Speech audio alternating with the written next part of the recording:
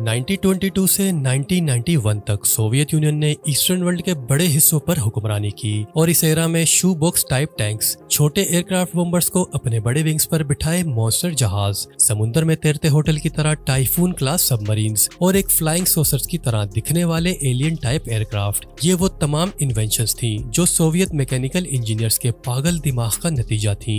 आज इस वीडियो में हम ऐसी ही क्रेजी सोवियत मशीन्स के बारे में जानेंगे, तो वीडियो को आखिर तक जरूर देखिएगा।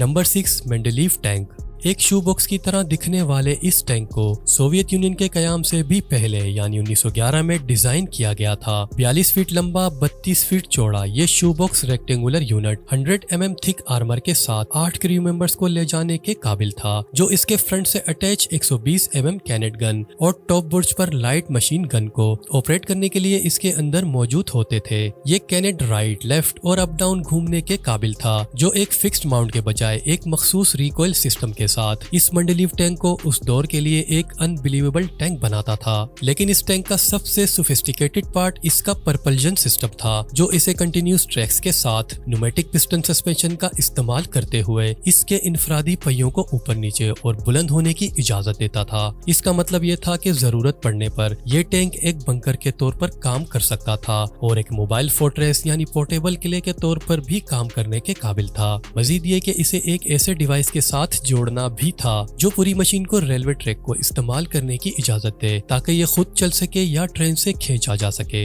अगर वेट की बात करें तो इस बड़े सोवियत जायंट टैंक का वजन 173 टन था, जो कि मॉडर्न टैंक के मुकाबले में 3 गुना ज्यादा था, जिसकी वजह से इसकी रफ्तार इंतहाई सुस्त थी। मगर बदकिस्मती से गवर्नमेंट की तरफ से फाइनेंशियल सपोर्ट न मिलने के बाद इस मेंडेलीव टैंक को सिर्फ कागजी मंसूबों की एक सीरीज के तौर पर छोड़ दिया गया। Number 5, the ज़िनोव project. 1930s की दहाई में वर्ल्ड वार 1 के बाद सोवियत रूस ने यह महसूस किया कि फ्यूचर में जमीन के साथ आसमान भी जंग का मैदान होगा। तब इसने एक्सपेरिमेंटल एयरक्राफ्ट तैयार करना शुरू किए और इन्हीं में से एक था ज़िवोनो प्रोजेक्ट, जिसे चेन लिंक प्रोजेक्ट भी कहा जाता है। लेकिन ये एक मिलिट्री मशीन से ज्यादा एक उड़ते हुए सर्कस की तरह था, जिसमें एक बॉम्बर एयरक्राफ्ट को खास तौर पर तब्दील कर दिया गया था, जिसमें बॉम्ब के बजाय 2 छोटे एयरक्राफ्ट को कैरी करना था। ये फ्रंट लाइन पर फ्यूल की बचत करने का आउट ऑफ द बॉक्स मंसूबा था। टेक ऑफ के बाद फाइटर्स जेट इस बॉम्बर के साथ एक स्पेशल फेस्टिनिंग्स के साथ डॉक हो जाते और जब ये तमाम जेट फाइटर्स एक साथ स्टेप डाउन होते तब ये बॉम्बर उन्हें हवा में उड़ने के लिए फ्यूल भर देता था। इन हैरत अंगेज हर एक चेन लिंक जेट में 5 लड़ाका तैयारे 1000 पाउंड बॉम्ब्स के वजन के साथ लदे हुए होते थे। अगरचे ये क्रिएटिव क्राफ्ट वर्ल्ड वार 2 के आगाज में कामयाबी के साथ इस्तेमाल में लाए गए, मगर फिर इस ज़िवोनो प्रोजेक्ट को फर्दर डेवलप नहीं किया गया। जंग के वक्त टेक्नोलॉजी बूम के दौरान ये तैयारे तर्क कर दिए गए और इनकी जगह जदीद तरीन लड़ाका तैयारों ने ले ली।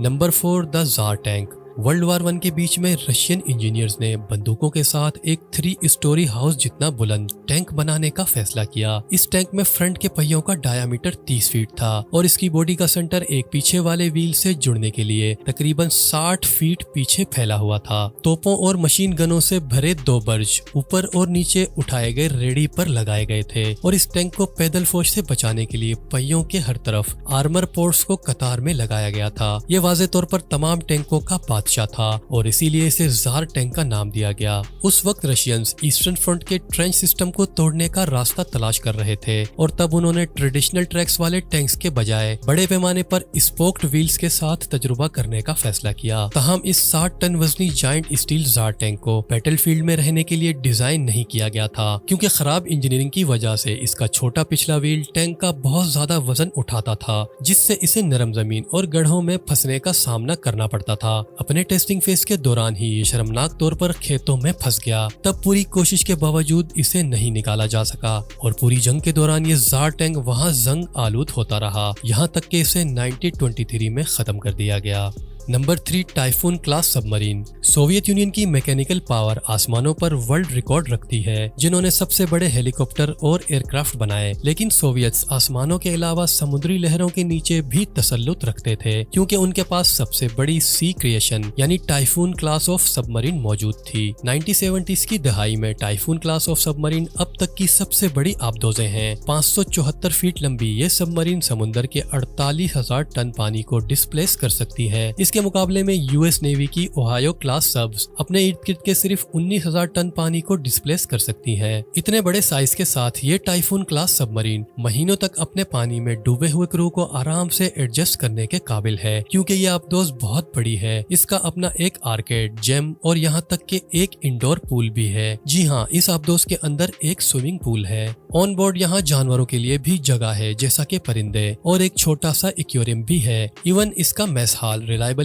बहुत बड़ा नजर आता है जब आप आज की दूसरी सबमरीन्स को देखते हैं, जहाँ सेलर्स के सोने के लिए भी बहुत कम जगह होती है। उसके मुकाबले में ये टाइफून क्लास सबमरीन एक तैरता हुआ होटल है। इस बड़े जाइंट सबमरीन पर जब 20 न्यूक्लियर मिसाइल्स लदे हुए थे तब हर एक पर $30 मिलियन की कॉस्ट आई थी, और उस वक्त बनाई गई इन 6 सबमरीन पर तकरीबन $3.6 बिलियन की कॉस्ट के साथ न्यूक्लियर मिसाइल्स मौजूद थे। मगर खुशकिस्मती से कोल्ड वार के खत्म होने के बाद इनमें से ज्यादातर को डिसकमीशन कर दिया गया है और सिर्फ एक एक्टिव सर्विस में है, जिसे शायद 2026 में डिसकमीशन कर दिया जाएगा।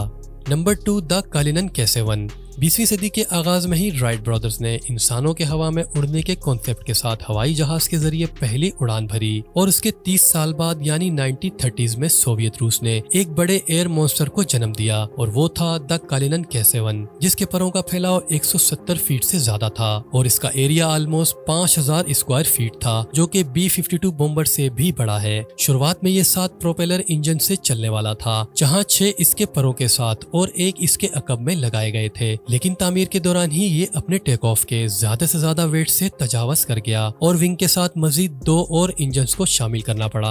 एक बार बनने के बाद ये 27 टन का उड़ने वाला मॉन्स्टर दुनिया का सबसे बड़ा तैयारा था। डिपेंडिंग ऑन इट्स कॉन्फ़िगरेशन इसे मुख्तलिफ मिशन के लिए इस्तेमाल किया जा सकता था, जैसे कि ट्रूप्स ट्रांसपोर्ट या गनशिप या बॉम्बर के तौर पर, और इसीलिए इसमें 120 अफराद या तकरीबन 21 टन बॉम्ब ले जाने की गुंजाइश होती थी। कलिनन K7 के फाइट प्रिंसिपल उस वक्त की टेक्नोलॉजी के लिए बहुत ज्यादा एडवांस थे, और ये वाहिद प्रोटोटाइप टेस्टिंग के दौरान ही क्रैश होकर तबाह हो गया था, और सोवियत यूनियन का ये फ्लाई मॉन्स्टर यकीनी तौर पर एक फ्लाइंग फेलियर था।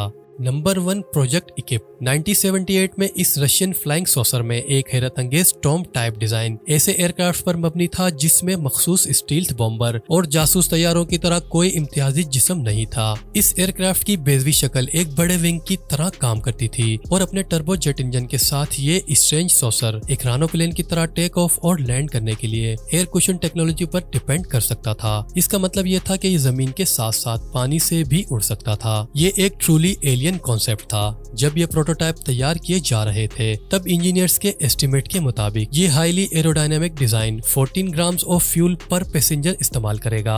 इसके बर्क्स उस वक्त रेगुलर हवाई जहाज पर पैसेंजर 45 ग्राम फ्यूल इस्तेमाल करते थे। इतने बड़े मॉडल जैसे कि L3 को 400 पैसेंजर्स को ले जाने के लिए डिजाइन किया गया था, लेकिन इसकी किस्मत भी दूसरे क्रेजी सोवियत व्हीकल्स की तरह अच्छी नहीं थी, क्योंकि उस वक्त द इकिप प्रोग्राम को रोक दिया गया, और अफसोस की बात यह है कि फिर इसे कभी शुरू नहीं किया गया। आई होप कि वीडियो आपको पसंद आई होगी। वीडियो को लाइक, शेयर और चैनल को सब्सक्राइब करना मत भूलें। अपना बहुत ज्यादा ख्याल रखें। अल्लाह हाफिज।